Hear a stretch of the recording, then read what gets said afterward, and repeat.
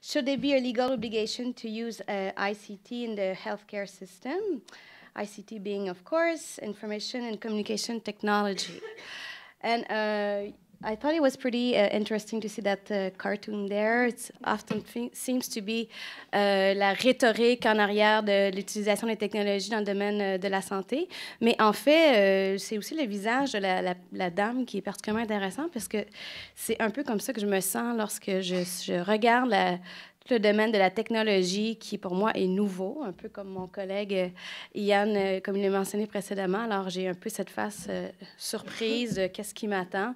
Alors, c'est une expérimentation, mais c'est un sujet certainement fascinant, surtout quand on considère que la santé en lui-même, le domaine de la santé en lui-même est extrêmement complexe, combiné à un autre secteur tout aussi complexe, c'est celui des technologies. Ensemble, je pense qu'on se sent sur la pointe d'un iceberg à regarder une partie du problème et énormément d'enjeux très complexes qui viennent avec ça. Donc, voilà pour ça. What I'm going to do is divide my talk with two questions. The first one being, why should we ask such a question?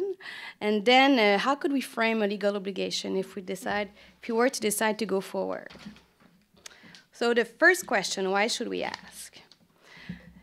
Juste, en fait, d'où me vient l'idée, puis l'intérêt, en fait, pour ce sujet, c'était comme jeune maman, je suis sûre que vous avez, comme jeune parent, vécu cette expérience où l'enfant commence à avoir un rhume ou quelque chose de très préoccupant comme un rhume. Et on se lance à l'hôpital pour aller voir un médecin. Et j'ai été super agréablement surprise. Je m'attendais pour une expédition d'une journée, considérant que la dangerosité de l'événement était probablement minime, mais avec mon émotivité de mère à ce moment-là, je le pensais probablement plus important que c'était. Mais bref, je me rends à l'hôpital et quelle n'est pas ma surprise de voir que, contrairement à l'habitude, je peux entrer sur une borne qui se trouve dans la salle d'attente, mon numéro de téléphone cellulaire et on va m'avertir quand ça va être rendu à mon tour, 1 heure à l'avance. On va me dire, approchez-vous de l'hôpital. Après ça, une fois que je suis à l'hôpital, on va me dire, vous êtes deuxième ou première et votre tour est venu. Alors, ce qui aurait pu être une journée à l'hôpital, finalement, s'est transformé en je dirais pas agréable, une expédition agréable, mais quand même avec une expérience fortement améliorée où je me suis présentée à l'hôpital. Finalement, j'ai quitté avec mon enfant et puis je suis revenue seulement à peu près une demi-heure pour le rendez-vous. Je trouvais que ça évitait des risques pour la santé, juste de ne pas traîner dans un milieu qui avait probablement plusieurs facteurs contaminants, mais aussi la satisfaction et le coût était très minime finalement pour l'hôpital. Et je me suis dit, mais finalement, pourquoi on n'utilise pas ça partout? Comment se fait-il qu'une technologie aussi facile à utiliser, aussi intéressante, qui comporte bien des avantages, qui pourrait améliorer la satisfaction, n'est pas utilisée partout? Et de là, un peu mon intérêt sur la question. Maintenant, interesting facts to answer this question. I know it's very complex, so it's just a partial picture of what's going on, but still it's interesting facts. So there's a system inertia, a torpor in the system that we need to take into account when we ask this question. First, Quebec is last of the class on the use of ICT by physicians in Canada. Also, the DSQ, which is the Dossier Santé du Québec, and the electronic health records are considered to be the biggest computerization piece in the Quebec healthcare system, actually are not organized to increase citizen participation. I think there's a very important missed opportunity there compared to other countries, for example, even other provinces. And also, there seems to be a lack of interest from the Ministry of Health and Social Services. There are many reasons that can explain that. First, and it's what it's written on the slide, it seems to be an argument about, you know what, I'm not capable to provide the basic stuff. Just kind of leave me alone with your technology argument. And that was what was mentioned to a researcher who went to talk about ICT, for example, and other technology with the ministry. Also, I looked at the rapport stratégique of the Ministry of Health, and there's nothing about ICT or more broadly about technology in the healthcare system. Of course, they want to complete the DSQ and the electronic health records, the implementation in the healthcare system that was a big challenge for them. It was supposed to be implemented in 4 years. We're still working on it. It's been more than 10 years, so I think their hands are full with that problem. So yes, that's a part of the interesting facts. Another one is physicians are not generally paid to use innovative ICT, and that's section 22 of the Règlement d'application de la loi sur l'assurance maladie, où, if I summarize it, just mentioned that if it's not face-to-face meeting, it's not paid. So it can be a problem to go forward with this. Another interesting fact is that there is a serious obstacle to interprofessional collaboration in the healthcare system, which is considered to be an important way to provide care. It will improve quality and satisfaction in many ways. Our block is blocked because there's no access to electronic medical record, so all the team cannot share the information. That will change eventually, but still it shows how important it can be to improve practices in the healthcare system. Other interesting facts, patients actually are interested by ICT. 67% of people search on the internet for health information. Half of smartphones user consult health material. I don't know if it's the right translation. In French, it's contenu santé. 1/5 of smartphone users use health applications. There's a multiplication of more accessible health videos. And also, I just read this recent fact that was given to me by Florian. Patients prefer iPad to doctors when discussing a surgery because they have more time to think about it. It's more accessible information, and that improves their informed consent. Other interesting fact, it's patients and professionals don't connect. So actually, there's a huge unused space on the internet, and this is where physicians, for instance, or other healthcare professionals actually interact with the patients. So that's important. And why I can explain that is there's a lot of resistance, of course, related to the way the relationship evolves or change between the professional and patients, and the two images kind of illustrate that. And just the one on your right-hand side, when I was mentioning that I was going to talk about cyber health, my doctoral student, who was a physician, sent me that photo immediately, so I thought it was pretty interesting to see how she was reacting to that. Another fact that can explain the resistance, the lack of interaction on the, for instance, internet between physicians and patients, is that the professional regulation and guidelines from professional bodies don't help. They are if you read them, you're going to become very risk adverse, which they already are, but it's really kind of traumatizing when you read that. And just an example is they mention that physicians are responsible to evaluate risk related to ICT, and so I wonder how many people can actually do that, to really seriously evaluate all the risk and minimize those risks when they use ICT. So, I know this is very brief, but still trying to go forward with this question. So, because of a certain inertia in the healthcare systems, because patients are they have more and more interest towards ICT, and the lack of interaction between healthcare professionals and patients, I think it is worth exploring at least the question, how could we frame a legal obligation to use ICT? And, à cet égard, on a plusieurs exemples qu'on pourrait utiliser. C'est juste des exemples, mais ça me donne une idée de formulation possible.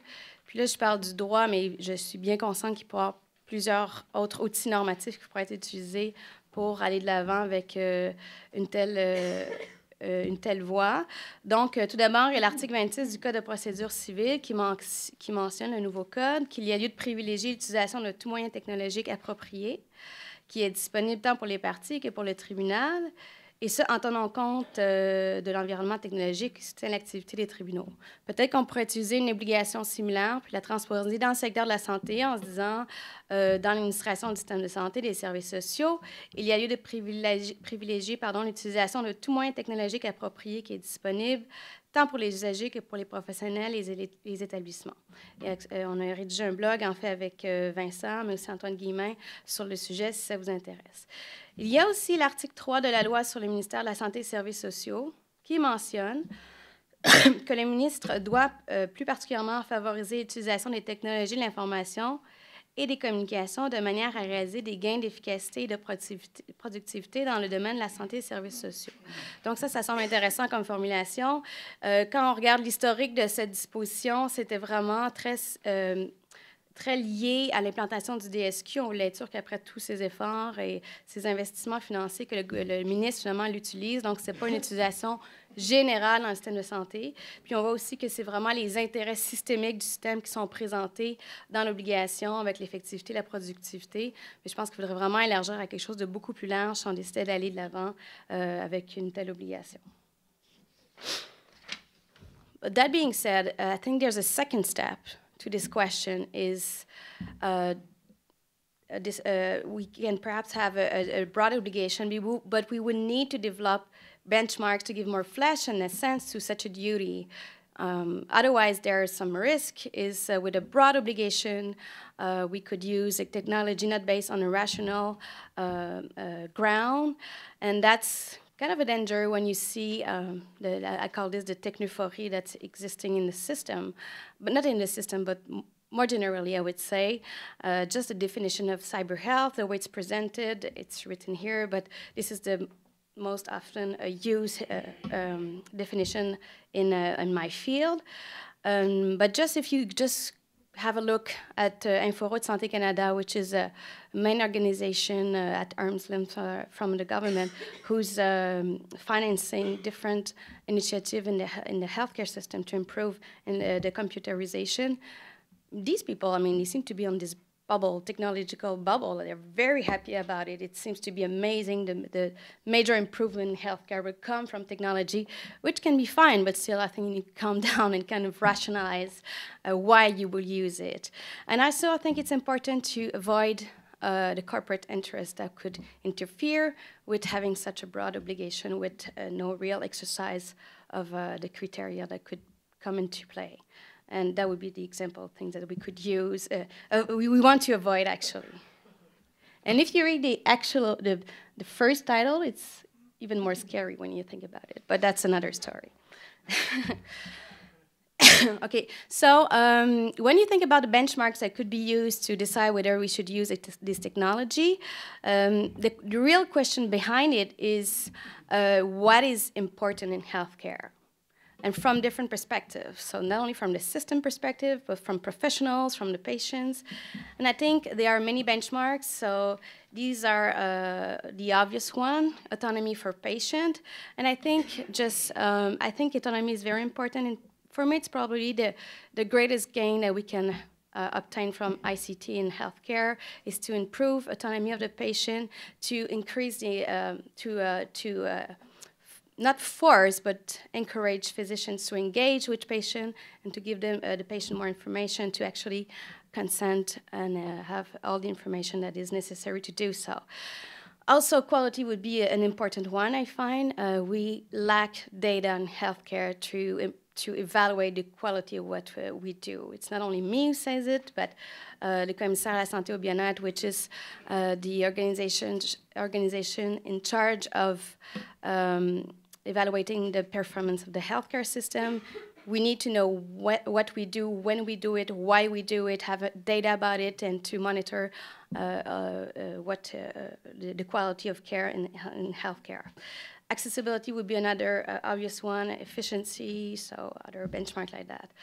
But then I think that the other step would be to not only have these benchmarks, but also to use them in a cost-benefit analysis. And that would be useful just to make sure that we are aware of the obvious, of the gain and the lose that sometimes we have when we use technology, so the trade-offs. because if we just wait for the technology to be a win-win-win thing, we're going to be stuck with that inertia that we already are in to some extent. So we know we're going to gain something, we know we're going to lose something, and just need to be aware of that and really think hard about that. So I wrote a few examples, the fact that we can increase perhaps autonomy with some technology for the patient, but we might lose efficiency for the healthcare system. For instance, the fact that the patients gain autonomy, they will ask more questions, it will take more time, and then the physician will need to take more time, and perhaps would be less consultation in the healthcare system. But of course, that can be debatable, but just to put that example. Another one who might gain information to improve the healthcare quality, yet we know there's a risk of security sometimes for the data, and also that cost. It's expensive, so it's another downside, perhaps, that need to be balanced with the benefit of the technology. And I think the example I gave you at the beginning, la borne à l'hôpital, that's an obvious one with no, it's a no-brainer almost. So il n'y avait pas vraiment de downside, d'effets négatifs. Je trouvais qu'il y avait juste des effets positifs avec pratiquement aucun coût pour le système. Donc ça, c'est quelque chose qui passerait, je pense, facilement le test. Alors, en conclusion, I think a legal obligation could be triggered to overcome some inertia that has been seen in the system with respect to ICT. Mais évidemment, ça doit venir avec une réflexion importante sur les intérêts sous-jacents qui pourraient émerger ou pas manipuler, mais en tout cas être présents dans le choix d'une obligation aussi générale. Il faut vraiment réfléchir fortement aux objectifs qui sont poursuivis par les technologies. Donc voilà, merci.